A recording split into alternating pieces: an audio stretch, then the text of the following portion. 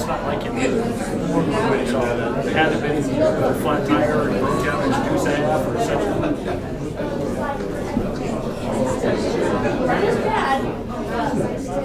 Do it.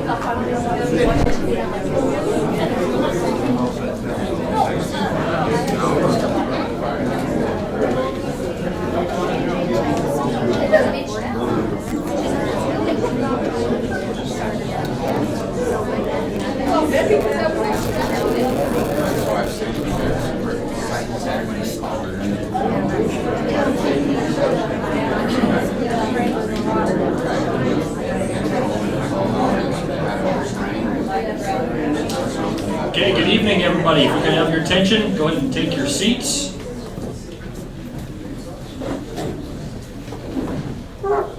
Appreciate everybody joining us this evening. My name is Andrew Hoffman, representing the Trinidad and Los Animas County Chamber of Commerce. I'll be your host this evening. So first off, we'd like to, of course, thank the college. They've been willing to host this again for us, as they have many years running. A little different than Missouri, but they were still willing to go ahead and get us over here, so this works great. So secondly, I'd like to thank both H.L. Bowman and Carlos Lopez. Both of them, between the Republican Democratic Party, came together to work on each and every single one of these questions and work together to go ahead and make sure we came to a good solution on what was covered and asked tonight. So again, thanks to them, and also thanks to Safeway. If you look in the back of the room, we have waters and some refreshments. All of that was donated here locally. So if you'll please draw your attention to the agenda. Does everybody have one? If not, they were coming into the room here. Make sure you have one so you know what's happening when. And otherwise, let's go ahead and get started. We're going to start with the Pledge of Allegiance, and then go ahead and move on to some of the ground rules. Pledge allegiance to the flag of the United States of America and to the republic for which it stands, one nation, under God, indivisible, with liberty and justice for all. Okay, so we're going to cover ground rules at this point. So as I've already mentioned, all of the questions were agreed in advance by both parties and the chamber. We're not going to be taking any questions from the audience or floor this year because we want to make sure everything was agreed upon in advance. So for the contested races, each of the candidates will be allowed 4 minutes for opening statements. Questions will be asked in alternating fashion with 3 minutes to answer. And we did go ahead and figure out who was going to be getting asked first and introductions first based off of a coin toss at a meeting in my office here at 4 p.m. tonight. Each candidate will have the option of a 1 minute rebuttal on each question. There will be a total or maximum of 6 questions on those contested races. Each candidate will be allowed 4 minutes for closing statements. Then we'll move on to the uncontested races. In that case, each candidate will be allowed 3 minutes for opening statements, 3 minutes to answer each question, and a maximum of 3 questions per individual. One thing I want to make certain of that all the candidates are aware of and please respect is we're going to have Jerry Peters here as a timekeeper. And please be respectful of the time you are allotted. Watch, he's going to have a 1 minute. Pull that up, Jerry. 30 seconds. And a stop. I fully expect that when you see that stop, you do the same. So there'll be no shouting, loud comments, or distractions or disruptions. Otherwise, we'll make sure you are escorted out. This, of course, is being posted live on Facebook live stream. And of course, thanks over here to the left of the room. Tom's been doing this, he said, since you said 05, right? Thank you for being here again this year. So if you'll draw your attention to the candidate speaking order, first we're going to have Colorado Senate District 35, then House, moving down to Sheriff, in this case, Commissioner and Treasurer. Tony had wanted to be here, as well as Donna Leonetti. Tony was pulled aside, unfortunately, with a little bit of bronchitis, and Donna had some prior commitments. So they asked to go ahead and direct any questions or concerns their direction when they're back and available. Then we'll move down to Los Animas County Clerk and Recorder, then Assessor, and County Coroner. Okay? I should have the names up there. Just 1 second. Okay.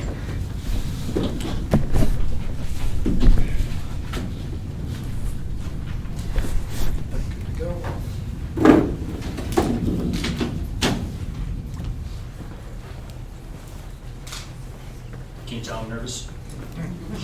Okay, so first off, we've got Travis Nelson and Rod Helton coming up. If you both come up here.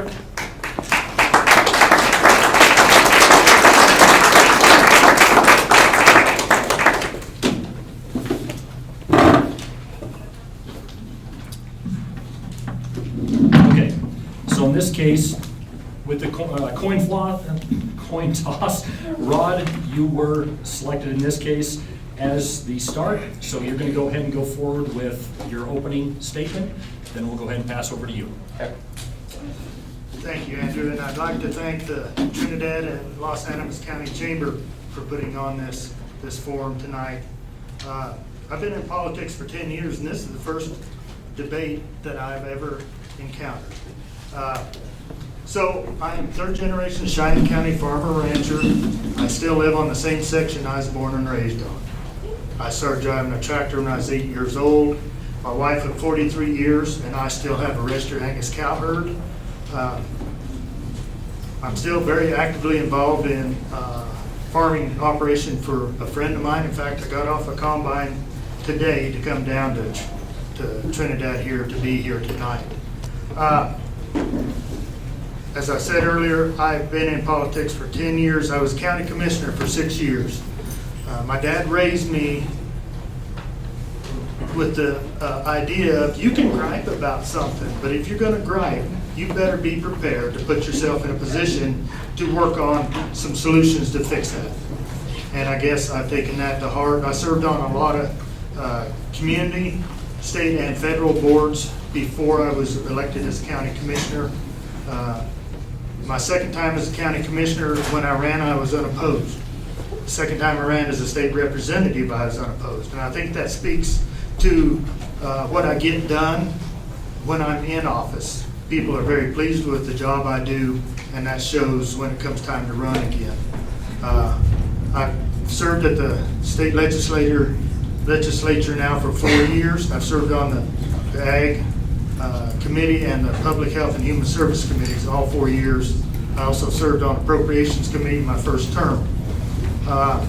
Being a former county commissioner and also a farmer rancher gave me a very unique knowledge set to go to the state capitol, to be able to hit the ground running, be able to go to work for my constituents right away. With that local government experience, you know, I already had a lot of the tools I needed to be able to hit the ground running when I got to the state capitol. The last 2 years in my last term, I've also been the House Minority Whip.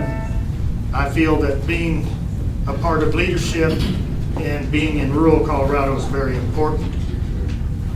Out of the 100 legislators that are at the Capitol, there's about 7, 8 of us that are truly rural. And so to have that rural voice in leadership has really helped mold some of the policies coming out of our caucus.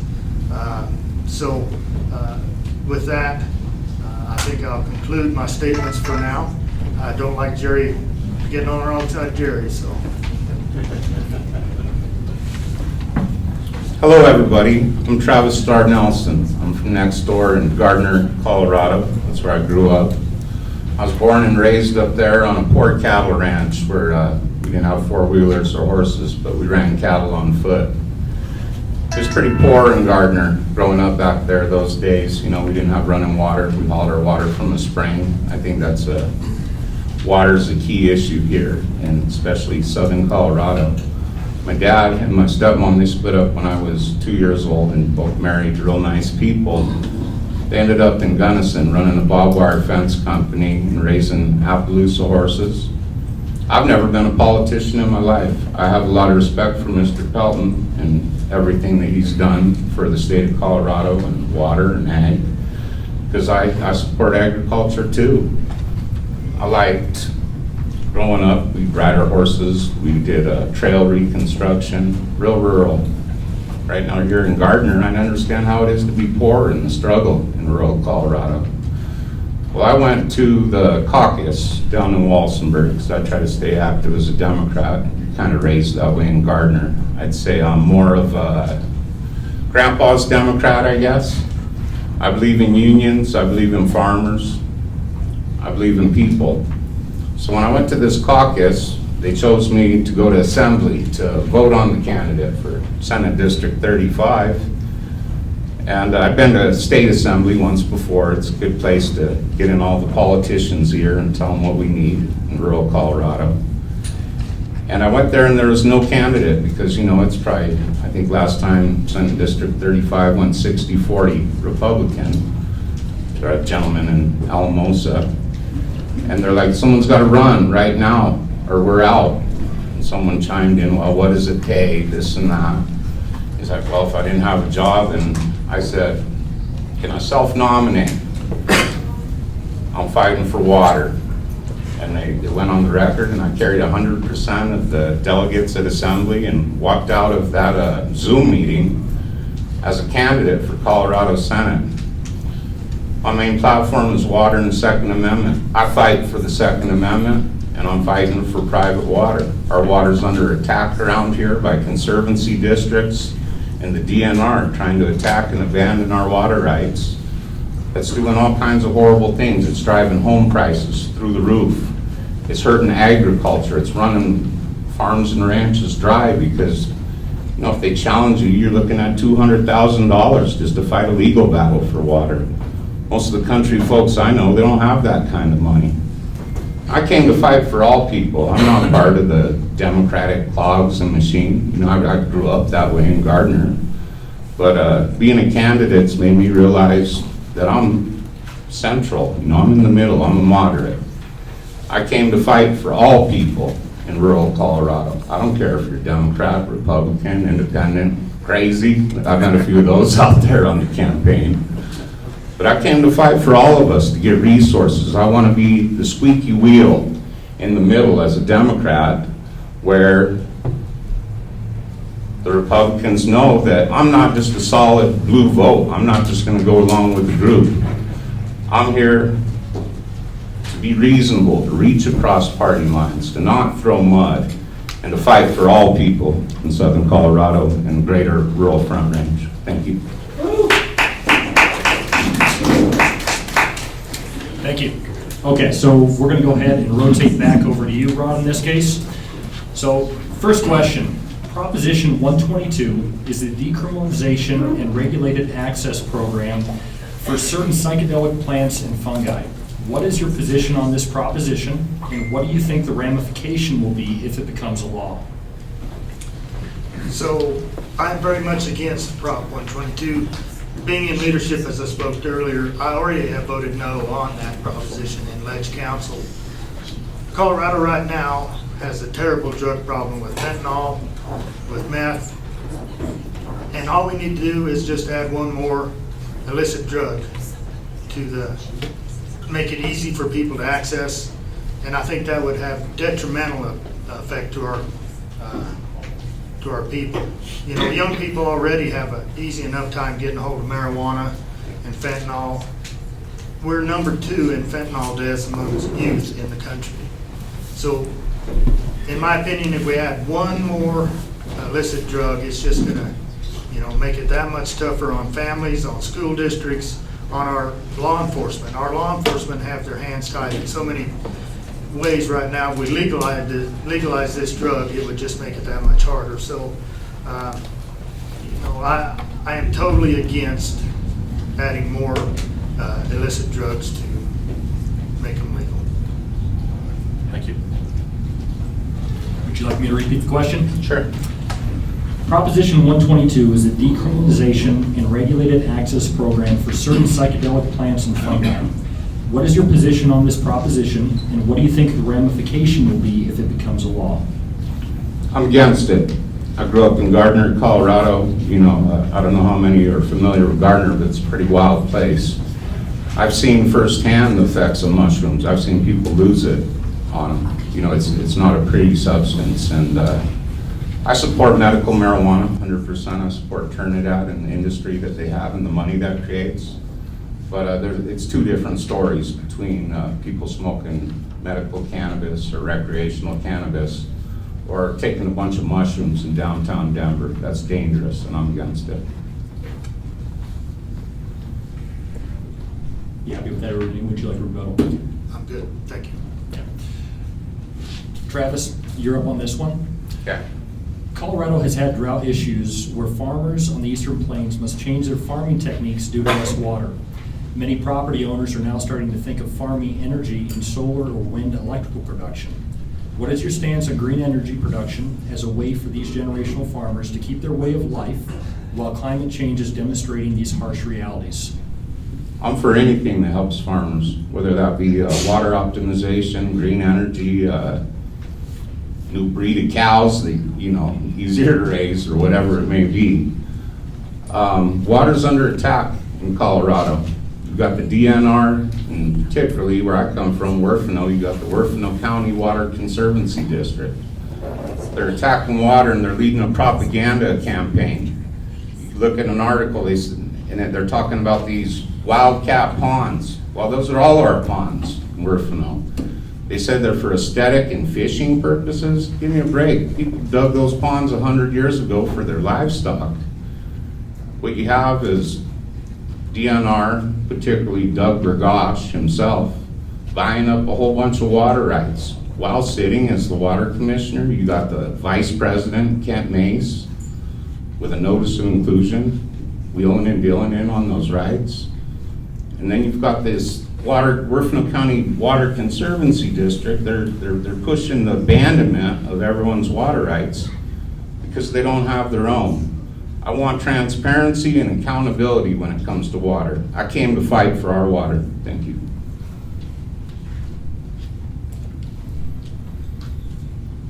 Would you like me to repeat the question? Yes, please. Colorado has had drought issues where farmers on the eastern plains must change their farming techniques due to less water. Many property owners are now starting to think of farming energy in solar or wind electrical production. What is your stance on green energy production as a way for these generational farmers to keep their way of life while climate change is demonstrating these harsh realities? So I've seen this development of wind farms, particularly in Cheyenne County, Colorado. My mom has 11 wind turbines on her property. They're kind of the new oil boom, but let's face it, they are anything but green. When they put up a wind farm, the amount of diesel that is required to haul these machines in there, to pour the cement, to dig the holes, to lay all the electric line, it's anything but green. I'm for green energy as long as it's done in a responsible and economical way. The technology isn't there yet to abandon fossil fuel, even though that is the push from our state and our federal government. If we went totally electric cars like they want, we do not have the infrastructure to support that. We would not be able to charge our cars or heat or cool our homes. But getting back to the question with agriculture, the wind towers have a very small footprint. So you can still farm, you can still run cattle. One of the pastures I run on has 2 wind towers in it. They don't bother the cattle. So it's added revenue for the county and for the landowner. So I'm in favor of that. Now a solar farm is a little different cat. You can't run cattle there. Sounds like sheep are about the only thing that'll work under a solar farm. So again, all this is still changing. It's getting more efficient all the time. I think in time they'll be able to produce as much electricity from solar panels on a lot smaller panel itself than they have right now. And again, right now coal and And natural gas are our cheapest ways to produce energy, and I think we need to stick with that. Otherwise, it's going to wreck our economy, and we're seeing some of that right now with the cost of fuel right now. So, thank you. Thank you. Travis, would you like a rebuttal? I think we need better technology, like Mr. Pelton said, with the green energy. We need energy. We need cheap gas. That's what it boils down to, and I support whatever keeps farmers and ranchers rolling. I understand the costs that people are up against, especially, when it went through the roof. We struggled. My dad passed away in February, and it's my 70-year-old stepmom running the ranch trying to figure out how to buy all this diesel fuel. So I feel the strain. Thank you. Rebuttal? No, I'm good. Okay, this next one's going to be going to you, Rod. Roe versus Wade was overturned by the Supreme Court of the United States. If a proposed law came before the legislature that abolishes abortion except in the case of rape, incest, or health of the mother, would you support it? Yes. Colorado, this last legislative session, passed one of the worst abortion bills in the whole country. I was part of the House that we set a record on debating a bill, 25 hours on just that bill. We started at about 11 o'clock in the morning. We went all night long until the next morning debating that bill. I was a no vote on that bill because it was basically abortion right up till the moment of birth. Once that woman makes that decision and that baby is conceived, it is a whole other human being. And I think she crosses the line when she decides to have an abortion. So with Roe v. Wade being overturned, actually was a good thing in it, bringing it back to the states. The state should be in control of that kind of a law. And so with that, that's why the law was passed in Colorado, thinking that Roe v. Wade would be overturned. So I would support a bill like you just described because I voted against one that was totally opposite of that. Thank you. Travis, Roe versus Wade was overturned by the Supreme Court of the United States. If a proposed law comes before the legislature that abolishes abortion except in the case of rape, incest, or health of the mother, would you support it? I would not support it. I'm pro-gun and pro-choice. Abortion should be safe, legal, and rare. That's it. Would you like a rebuttal? Nope. Thank you. Okay, Travis, you're going to start with this one.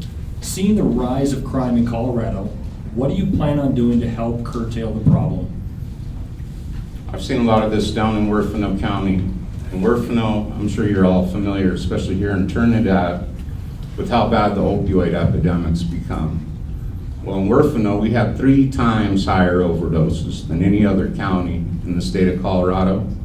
I was proactive. I founded Helping End the Opioid Epidemic to fight opioid addiction. I brought in attention from the Attorney General, created STIR, the problem that we had. And I don't claim credit for the numbers going way down, but I know I played a part in it. I think we need to form a posse. People know who's moving drugs in these small towns. Everyone just looks the other way.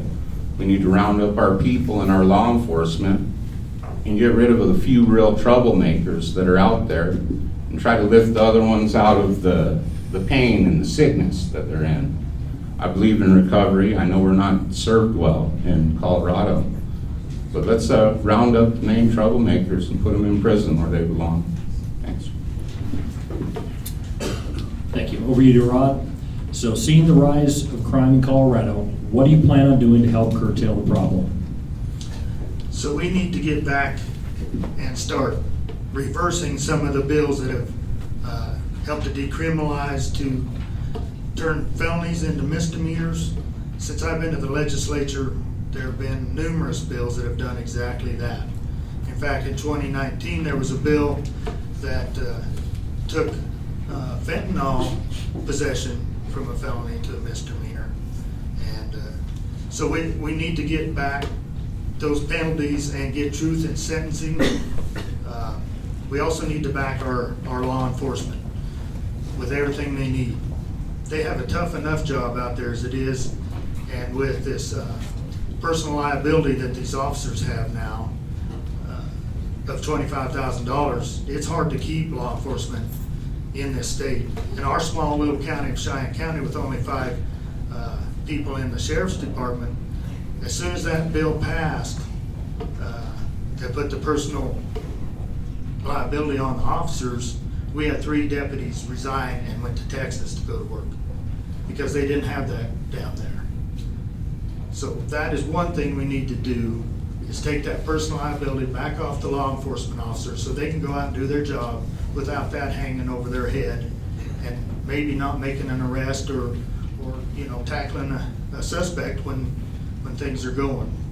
So, and we've got to get tough with these laws again and get us some DAs that will prosecute whenever someone is arrested. So it's kind of a multifaceted deal. It starts at the legislature, making our crimes crimes again, and then helping our law enforcement and our DAs do their job. We need resources for law enforcement and our district attorneys here in rural Colorado. I understand DA Solano and the struggle he's had down there in Werfenau. He's got like 1 assistant prosecutor and him to handle this huge caseload. If you go and do a search for me and look at YouTube, you'll see some of the speeches I gave where, when elected, I'll do a bill to give rural teachers and law enforcement both a $500 housing incentive to allow them to be able to afford a place to live, as well as a $500 pay increase. I would do that for teachers and rural law enforcement. And what that would do is it would get them started early and help clean people up. Those people would be incentivized to remain in our rural communities and serve a career versus a year or 2 before moving on. Thank you. Thank you. Rod, you're first on this one. Assuming your victory, other than the few issues we've already discussed, what are 3 other issues you would prioritize in the coming term? Name them and describe how each would benefit Los Animas County as well as the state of Colorado. One of the first things I would like to do is repeal Senate Bill 181, get our fossil fuel energy industry back to working, put our roughnecks back to work, put our drilling rigs back to work, put that industry back to work to cheapen our fuel, to put people back to work with high-paying jobs.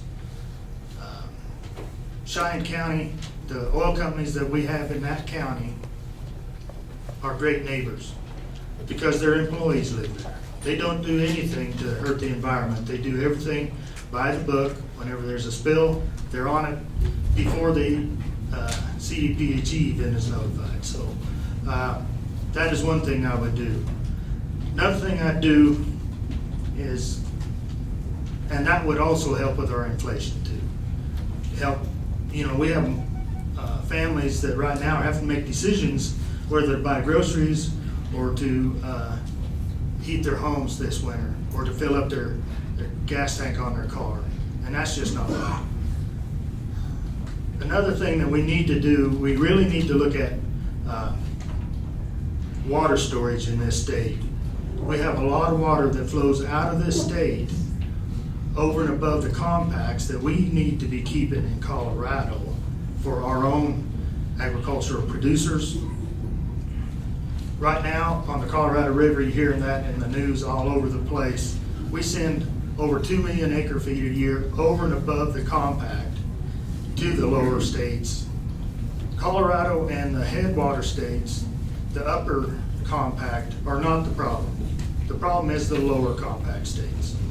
And so if we can build some more reservoirs to store that water, and on the South Platte, we also deliver more water out of that river than is over and above the compact. So those are 2 areas that I think could be a good thing to get started working on to help kind of ease the burden on these families.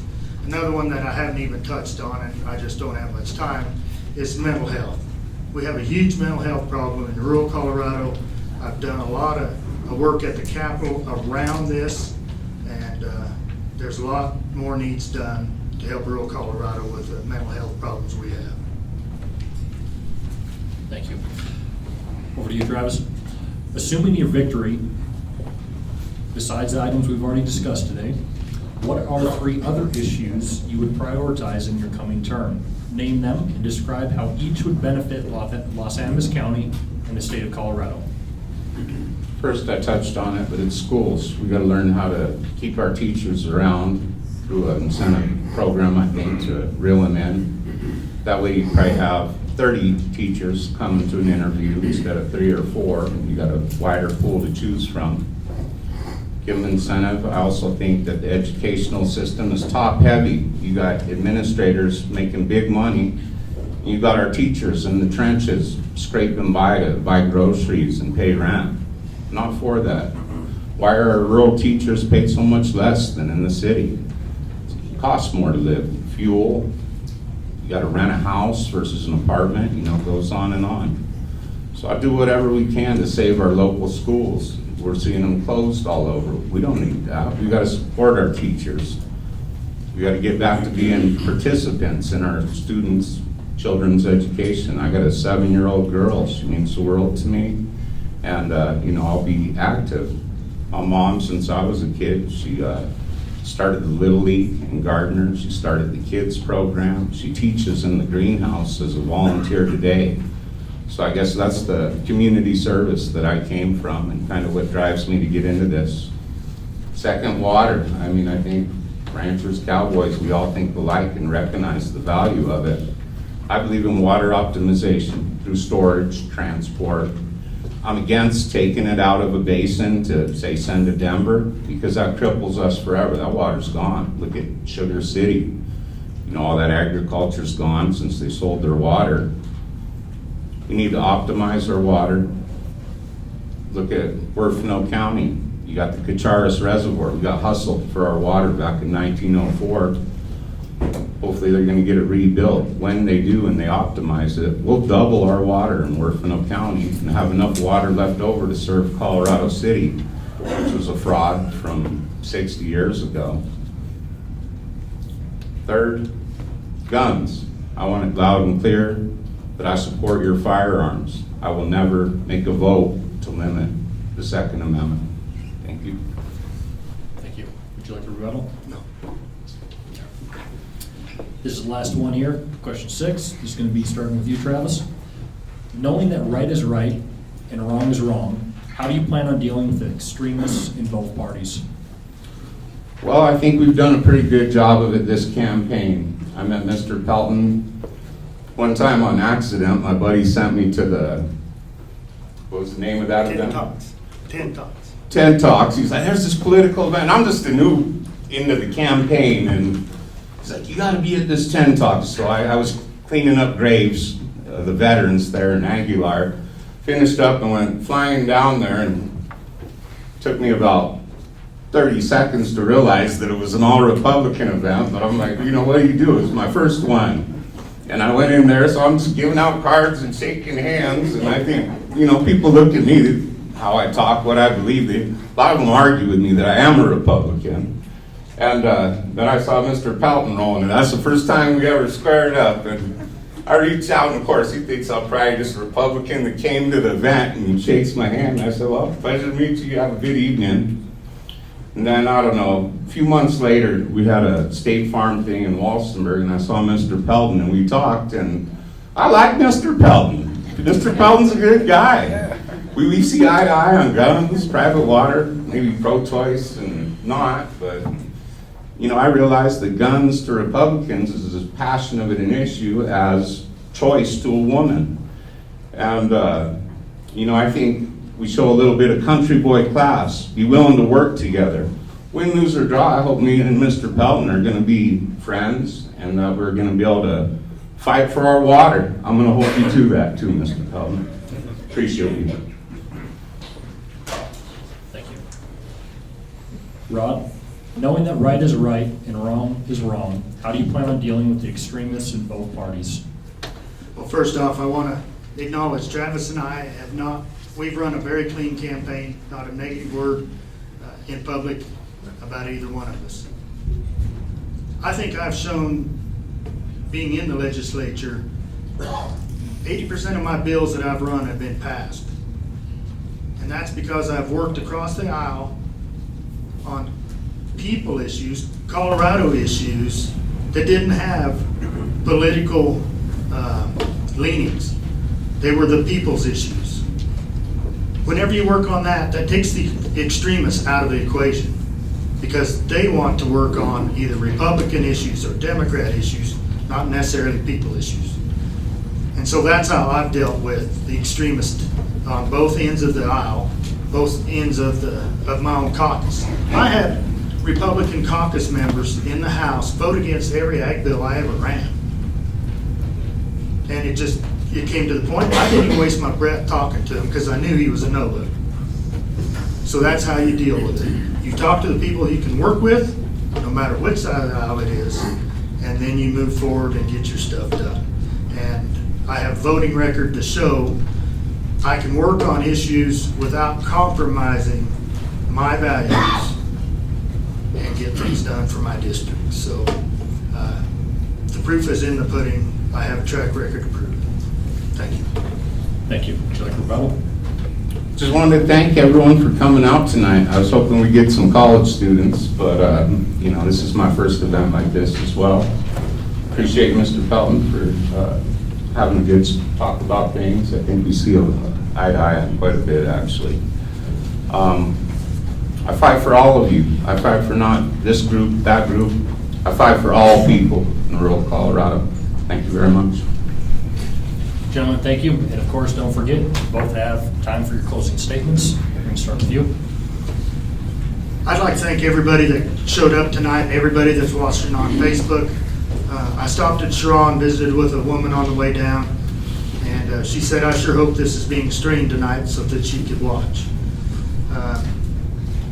I do have a voting record that people can go on and see just how I do vote, see how I do represent my district. I've run some bills to help make it easier for ranchers to sell meat out of packing plants that aren't USDA inspected.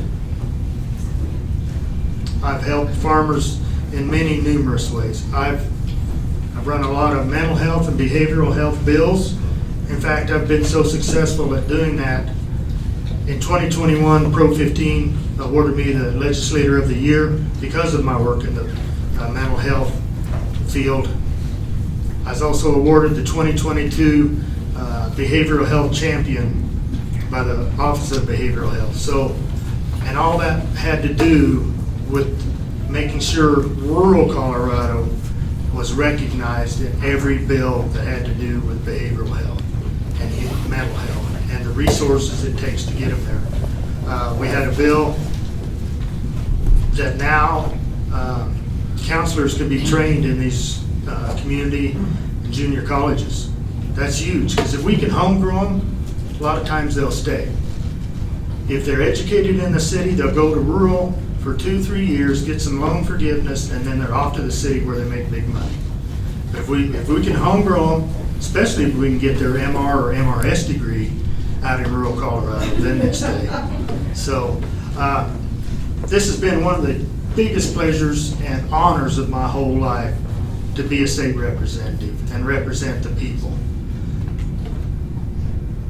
Rural Colorado does not have very many voices at the Capitol, and agriculture has even fewer. Right now there's 5 out of 100 legislators that are actively involved in production agriculture. We have to be that strong voice. We have to be solid in our convictions and not move. And I have been one of those as state representative for House District 65. I know I can do that as your next state senator, and with that, I'd be honored to have your support in November.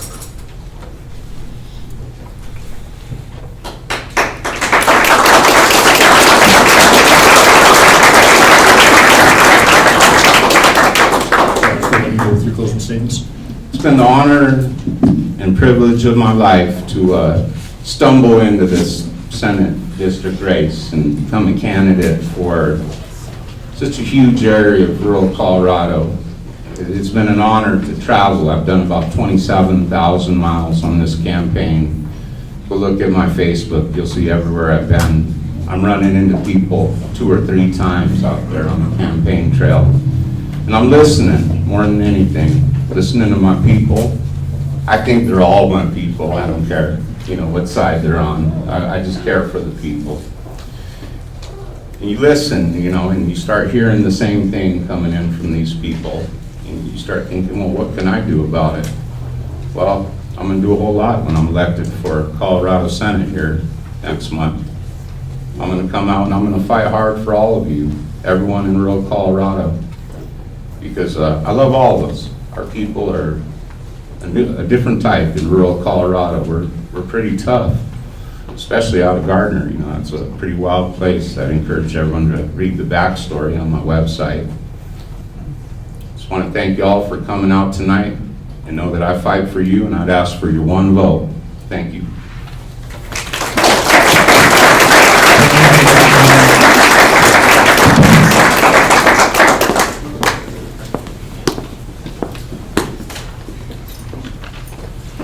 Thanks again for both of you guys coming out again.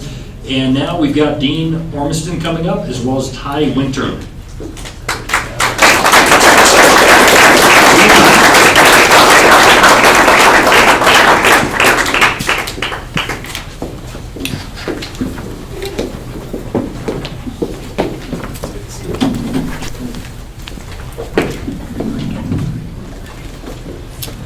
Okay, Dean, Ty, both of you guys understand your time allotments and how we're proceeding, correct? Yes. Yes, sir. Okay.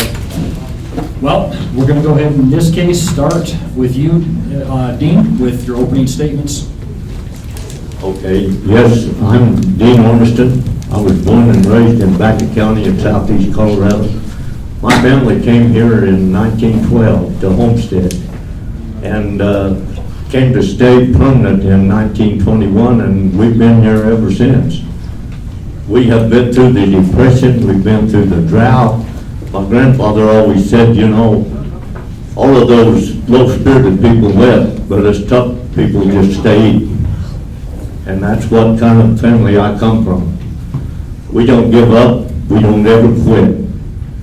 And that's the way I would represent Colorado. I don't give up and I don't ever quit.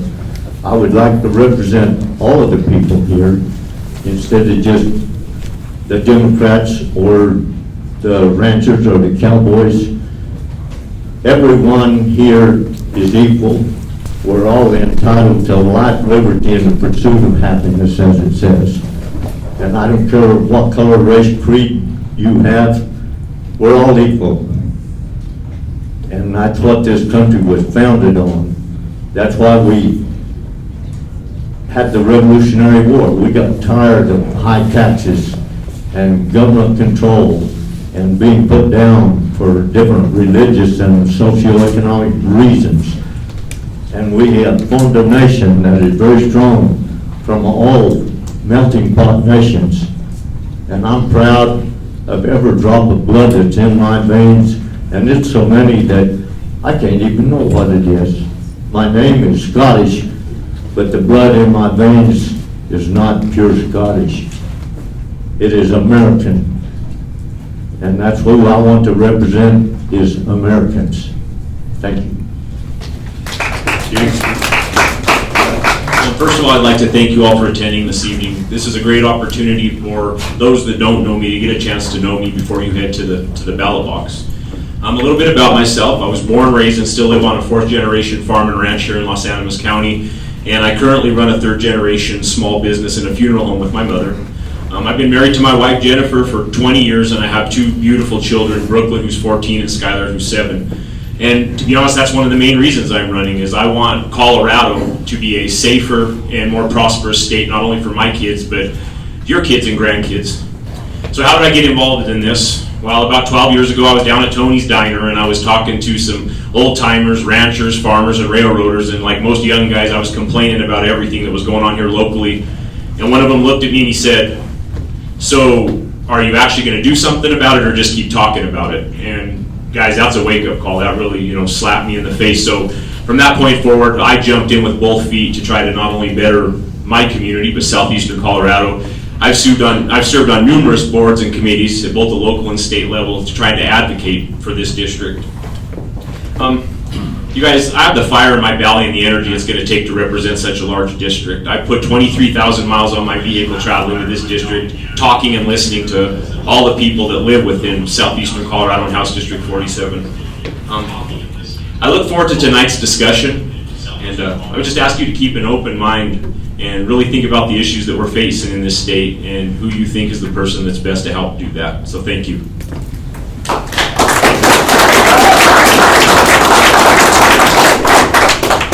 Okay, Dean, you're going to get the first question here, okay? So Proposition 122 is the decriminalization and regulated access program for certain psychedelic plants and fungi. What is your position on this proposition, and what do you think the ramification will be if it becomes a law? Well, this law has to do with the legalization of drugs, right? And I don't think any kind of illicit drug ought to be legalized. We have enough problem with it when you can buy it out in the back alley somewhere. And when it's legalized, it's like telling our children, well, it's all right if you do that. And it's not all right for my child to do that. Until they get to the age that can decide what they want to do for themselves, it's not all right. These things need to be regulated, and if you find someone dealing those drugs, the penalties ought to be very harsh. And I'm in favor of all medical uses of these things. And like I say, if I get elected, I will see if I can make the penalties for the abuse of this very strict. Thank you. Ty? Proposition 122 is the decriminalization and regulated access program for certain psychedelic plants and fungi. What is your position on this proposition, and what do you think the ramification will be if it becomes a law? I'm a strong no on this. I think the use of psychedelic drugs in society that we have today would just be a recipe for disaster. Representative Helton touched on mental health issues, and I don't think by adding something like this into the mixture that's going to benefit not only, the people of Colorado, but with what law enforcement's already dealing with, our hospitals, emergency room, and mental health workers. So I think the ramifications would be horrible for the state of Colorado. And on that topic, since we're talking about drugs, I think that we need to revisit the fentanyl bill that was passed and have a zero tolerance on that. And we need to start cracking down on some of the issues that are actually driving the problems that we have and quit pushing onto something else. So I'm a strong no, and I think the effects would be disastrous. Thank you. Thank you. Second rebuttal. Yes, I agree, the fentanyl and the mushrooms and all of these things, they're the same as what we've been fighting all the time. Those things that change your mental ability, it can't be right. How can you think when you've got these things affecting your ability to think? Thank you. Thank you, gentlemen. Question 2, starting with you, Ty. Water is a huge issue in Colorado. Now more than ever, climate change is affecting our generational farming and ranching. What is your knowledge of the Arkansas River Basin and the Colorado-Kansas Compact? And what will you do with this knowledge in order to produce good legislation to protect our residents and their water rights? So Colorado-Kansas Compact, I think they started talking about that in 46 and 47. I'm pretty sure the compact was written and put in by 48. And the round table is basically, it looks all the way from the mountains and the effect on water, evaporation in the streams, all the way down until it gets to the egg producers in the valley. So water is an issue.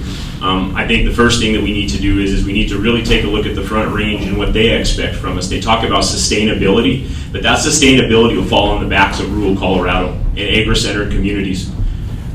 During the COVID crisis, one thing, what did we find out? We found out that supply chain disasters create less goods on the shelves. And food is a national security issue. Let's not kid each other. So one thing we need to do is we need to look downstream. I don't think there's an issue with sitting down and revisiting the compacts and some of the things that go along with that first and foremost. Water storage is a must. Then we also need to look at the people downstream in Arizona, California, and they need to have some hard decisions about if in every neighborhood they need a beautiful green lawn to water. You can't beg to squeeze blood from a turnip out of Colorado, which is a headwater state, and then live that type of lifestyle downstream. And California is a state that wants to get rid of automobiles and go clean, but we can water a lawn and then beg Colorado for their money. We know that our water rights under, Kansas, they want their fair share. Just in the last year, Nebraska filed a lawsuit for water in Colorado. So my voice will be clear at the state capitol. We need water in agri-centered communities. That's what keeps the community going. That's what feeds Colorado and America. And my voice would be clear to those that want to take our water and rule Colorado, not only a no, but a hell no. Thank you. Same question to you. Water is a huge issue in Colorado. Now more than ever, climate change is affecting our generational farming and ranching. What is your knowledge of the Arkansas River Basin and Colorado-Kansas Compact, and what will you do with this knowledge in order to produce good legislation to protect our residents and their water rights? Yes, a lot of you people aren't familiar with what the Arkansas Basin even is. It's District 47 down in Baca County, Kiowa County, Los Animas County is not into it as much as the eastern parts of the county, like Prowers County and Bend County. The Purgatory River runs from Los Animas County and dumps into the Arkansas in Los Animas, Colorado. And it affects on how much water we are required to let go to Kansas according to the compact. And a few years ago, and that's been pretty recent, because my information comes from pretty recent, we didn't let enough water go into Kansas and we had to pay them $37 million. We cannot stand to do that for very much longer. And right now, we're in negotiations with Kansas to try to renegotiate this compact. I have flood irrigated, I have sprinkler irrigated, and the farmers in Colorado, especially in our district, they are some of the most efficient water users that there is. When you flood irrigate, a lot of you are familiar with it.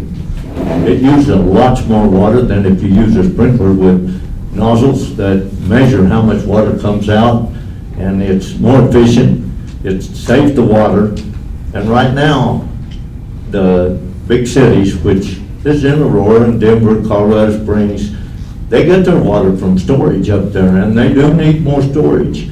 But the farmers on the Arkansas River and the basin and the tributaries, they also need the water to feed this country. And right now, there's some of the cities trying to buy up the water rights in the Arkansas River Valley. And they're thinking about selling what they don't use in the corners where those sprinklers don't water. And this is a very serious thing, because when they don't have water there, that land is almost useless, even for grazing land. Thank you. Todd? Thank you. Okay, Dean, this one's off to you. Roe versus Wade was overturned by the Supreme Court of the United States. If a proposed law comes before the legislature that abolishes abortion except in case of rape, incest, or health of the mother, would you support it? I think Roe Wade overturned was not a real big deal, because it sent the choice down to the states. And we have over 50 states in this United States, and each one is drastically different than the other one. I am pro-life, but I'm also pro-choice. So we should not pass any bill that says you can have an abortion right up till the time of delivery. We should not pass a law that says that. There should be some restrictions, even though, like I say, abortions, like Travis said, should be rare, but it should not be outlawed. I'm pro-choice also, just like on the coronavirus vaccine. You ought to have a choice whether you take it or not. Thank you. I'm pro-life. Freedom starts with the freedom to live. The question I have is, at what point does that baby have rights that fall under the United States Constitution? I think that's really something to look at. They make this a hot button issue, and that is the question. You're okay with a baby partial birth abortion the day before it's born, where the mother has the child all but the head, and then they sever the spinal cord? As God-fearing Americans, we're okay with that. So that's the question I would throw back in this hot topic issue. I think this question's brought up a lot to create divisiveness. And I think that being a religious man and standing here for your beliefs and being supportive of life, human life, I don't apologize for that. I don't apologize for that at all. And I believe that freedom starts with the freedom to live. And I really think we need to take a look at ourselves. And when we talk about Roe v. Wade itself, it goes back to high school civics. We all learned that this was a federalist nation. States' rights, local control, that's how this nation was set up. So everybody lost their mind in Colorado when Roe v. Wade was supposedly overturned, but all the Supreme Court did was put it back in the state's hands like it was supposed to be in the beginning. And it didn't affect abortion at all in this state. Not one bit. The access never changed. So I think we need to start talking about serious issues that we're facing, such as inflation, crime, the cost of gas to fill up your car, and not the hot topic issues meant to divide Americans. Thank you.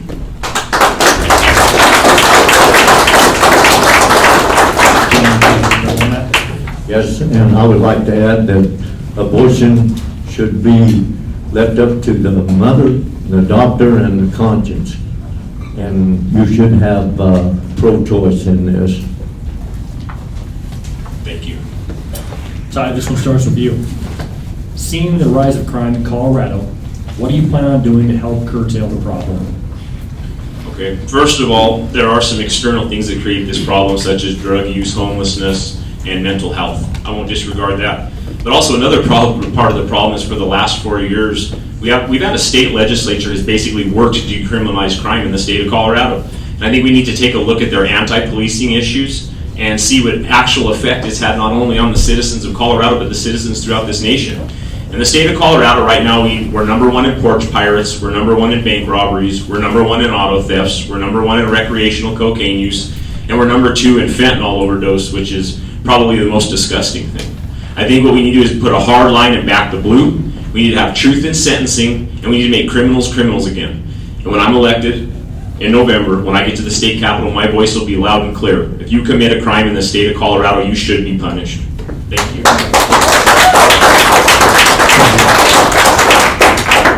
Same question to you, Dean. Seeing the rise of crime in Colorado, what do you plan on doing to help curtail the problem?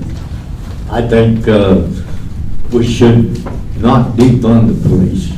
We ought to actually fund the police to be able to do their job and not make them so accountable that they have to have a body camera to prove that they didn't abuse somebody that was committing a crime.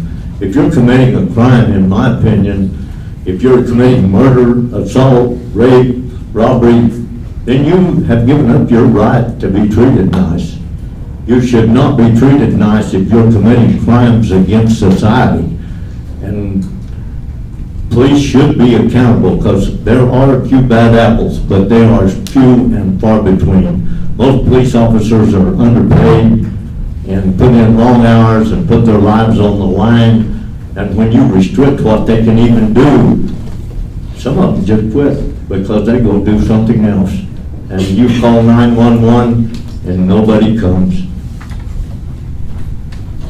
Thank you. I would just like to say I am for body cameras. I think that a lot of policemen are as well. It leaves for open transparency. But I also believe that we should do something to reverse the qualified immunity that the police lost in the state of Colorado. Thank you. Yes, I agree. We need to let the police do their job, protect the people, enforce the laws, and not turn them loose just as soon as they bring them in. Thank you, gentlemen. Thank you. Dean, this one starts with you. Assuming your victory, besides, of course, what we've already discussed this evening, what are the other 3 issues that you would prioritize in the upcoming term? Name them and describe how each would benefit Los Animas County as well as Colorado. Okay, I think a lot of the taxes that are paid in each county disappeared from here. And it disappeared from my county, and it disappears from all of them.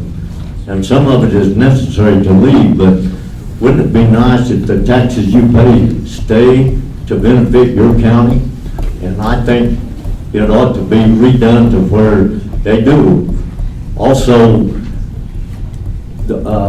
Tabor should be revisited. If you take in money, you shouldn't have to give a lot of it back when we need it so badly to help the counties. The gas tax, we can keep it down, but sometimes people don't realize what the gas tax is even for. The Colorado gas tax goes to build the roads and highways and improve the transportation, and we don't want to let that go. Also, tourism is a big deal in Los Alamos County, Pueblo County, and Colorado. With the gambling and the skiing and the hunting and fishing and all the other recreation, we need to protect tourism. And we need to make it to where the roads and the forest and stuff are protected so we can keep doing that. And the environment needs to be taken care of also, but we can't get away from fossil fuels altogether real quick. This is going to take a long time, and you need to have your infrastructure in place. And until we can produce enough electricity and have enough charging stations to take care of all these electric things that might be necessary, there's schools out on that as far as I'm concerned, but because we are one of the cleanest, most efficient countries in the world. And I think our ranchers and farmers and people in the cities do everything they do to keep fossil fuels clean, and it's going to be a long time before we can get away from it. Thank you. So, I'm allowed to rebut, right? Say again. I'm allowed to rebut the statement, Yes. correct? The issue I have is with Tabor, the taxpayer bill of rights is a checks and balance put in this state by the voters, and it was to keep government in check. We watched the governor for 4 years try to eliminate Tabor, and then all of a sudden when it was time to campaign, he made sure to send you all an envelope that had a letter in it that he was doing something great for you, which was actually what Tabor was meant to do. The only injustice in the Tabor refund is you were supposed to get back what you put into the refund, and for political purposes, they went ahead and they made sure everybody got the same amount instead of what your actual fair share was. So that was just my rebuttal to about Tabor. We need to keep Tabor, folks. We need to keep government in check. Yes, I agree, the government needs to be in check. We need to protect ourselves from the government, from the federal government. And I'm talking about getting into state government, but I'm supposed to be there to represent you, and that's what I would do. Okay, Ty. So again, assuming your victory, what are the 3 other issues besides what we've discussed tonight that you would prioritize in the upcoming term? Name them and describe how each would benefit Los Alamos County and the state of Colorado. Okay, first I'm going to start talking about our oil and gas industry. It's good to be home in Los Alamos County, and when I speak to you all, this is people that are going to see what's happened firsthand. When our oil and gas slowed down, we saw our friends and families and neighbors move to Midland and North Dakota, South Dakota, break up families, and lose tons of blue-collar jobs from this community that natural gas and oil exploration provided.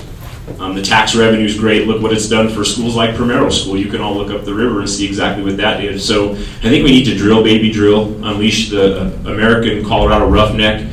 Look at the energy crisis that we're stabbing in the state of Colorado. We have the energy underneath our feet. There's no reason that we couldn't be energy independent in the state of Colorado. So it'd definitely be work on repealing 181. Another issue that I have with that, which ties into it, is we produce some of the cleanest gas in the United States of America here. And the gentleman from up the river already said that they'd like to put a gas-powered power plant into this community that would cut your bills by half. So definitely fight for oil and gas exploration and for coal. The coal mine's up and running again. Why couldn't we be making pig steel in Pueblo, Colorado, instead of sending the coal over to China where they put a coal-fired power plant on once a month along with India? There's no regulations. And I was at a meeting at this high school with the governor's climate people, and they said that the scrubbers in the United States of America take about 90% of the carbons out. So we could be making that steel, number one, and keeping the wealth in our neighborhoods and in our communities and good blue-collar jobs. The second thing I would do is fight for agriculture. Once again, we have a governor that makes disparaging comments about rural Colorado every chance he gets. He He has a meet out day. He appoints Helen Kessler to the egg board, and he puts her on the veterinary board, and she made comments that ranchers and farmers are lazy, nasty people that only grow beef, so wolves will eat them, so the government has to refund their money. And then what's kind of funny is she's protecting animals, and then literally after she makes that comment, she resigns, and then they find a bunch of birds in cages, and they file animal charges against her in Boulder. And his husband's also made disparaging comments about ranchers and farmers when it came to the prairie dog issue, saying that ranchers and farmers shouldn't bite the hand that feeds them. So protect ag, defend private property rights and water rights, and last and not least is your child's education. I believe in the voucher system. I believe in competition in education. I believe that you should be able to take your dollars, tax dollars from the state and federal government, and put your child in the most conducive learning environment for that child and their family. And you should be absolutely in the middle of what your child is learning and how it's being taught to them. I'm a huge proponent of parental rights, and you should have a voice on what your children are being taught based upon your personal and religious beliefs. Thank you.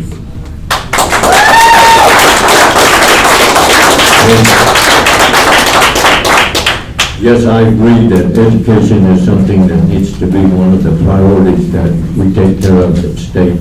We need to make sure that teachers get paid enough they can make a living, and that we can keep good, qualified teachers to teach our children.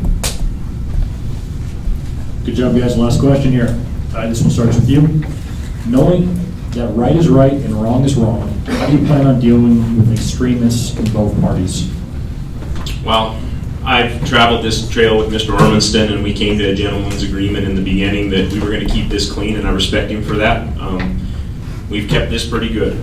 I've enjoyed my time on the trail with him. I think the main thing is we need to look at, if elected, who we're representing, and we're representing the people, and not only Republicans, but Democrats and independents. And we have a certain set of beliefs. Each of us, everybody in this room has a certain set of beliefs, and you shouldn't be villainized for sticking up for those beliefs. And I think that if somebody really loves their country or really passionate about something they believe in, they're considered an extremist. I think we use the label way too loosely. I think that there's a lot of people who are villainized and vilified for their positions, and they're lumped in with other people that they're really not that people. And we need to stop doing that. The founders and the framers, when they put together this government, they planned on us working together. And right now, in the state of Colorado is a perfect example. He's a fan. It's not doing so well under one rule government.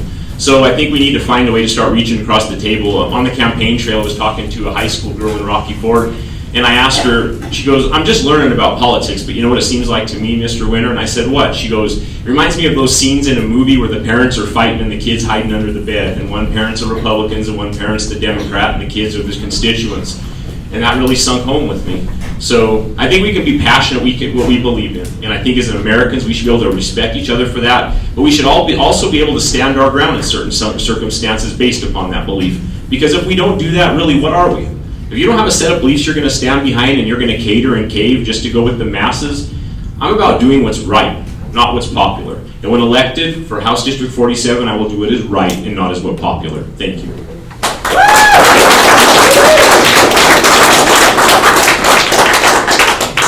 Okay, Dean.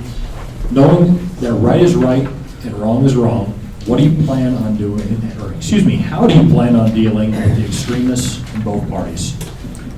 Yes, I think if you were raised like most of you were in this southeast Colorado, you were instilled with values of what is right and what is wrong. And religion don't even come into that as much as you know when you do something wrong and you know it's wrong. And I stand for what's right. And like one man said, if you don't stand for something, you'll fall for anything. And I will stand for what's right no matter what. People stand for things because their neighbor says, well, you know, I don't like what you're doing. Or maybe you run a business and we ain't gonna do business with you if you don't do what I say. I think you gotta stand and say, okay, just don't do business with me. You're the one that's gonna hurt because you need what I'm selling. And if I get elected, I will work with the other party. We do not want this party argumentative to turn into a civil war. We've already been through one civil war, and we don't need to go through another. We need to get along, we need to work together, and I think we can, if both parties try.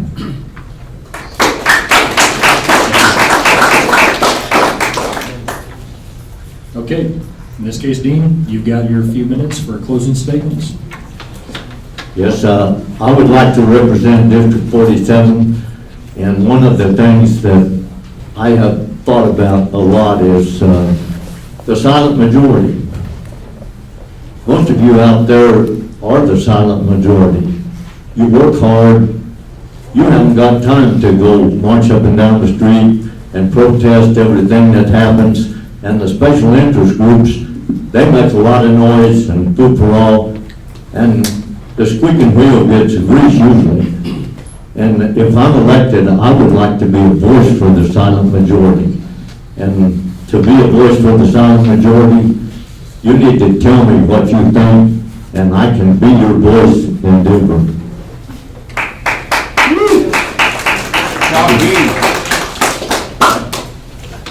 I'd like to thank you all again for attending this evening. It was good to sit down and have this exchange of ideas and a listening session on the different ideas and views on how we would represent southeastern Colorado.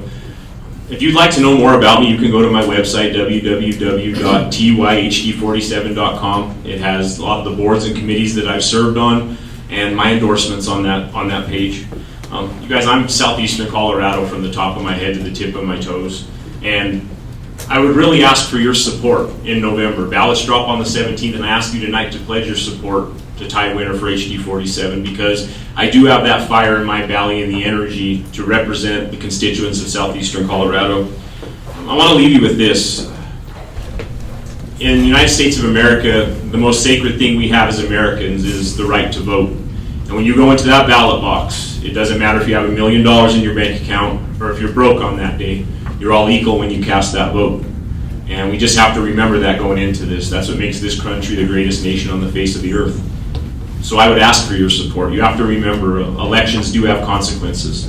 They do. Elections have consequences. And I'm going to leave you with this. It's kind of funny. My slogan says a fighter for 47. And my mom gave me that slogan. And it's what's funny about this story is when I was a kid, there's times that I'd open my mouth or I'd get involved in things or get in a fight to try to maybe help somebody out or just, growing up. And she's like, you know what, Ty, sometimes I wish you'd just not be as much yourself as you are. Well, lately that's changed because my mom's pretty darn proud of the person I've become, and she's glad that I'm willing to stand up and die on some hills to save this state and this great nation. So I just want you to know that just like my slogan says, when elected in November, I'll fight like hell for our heritage, our values, and our rural way of life. Thank you all for being here, and God bless.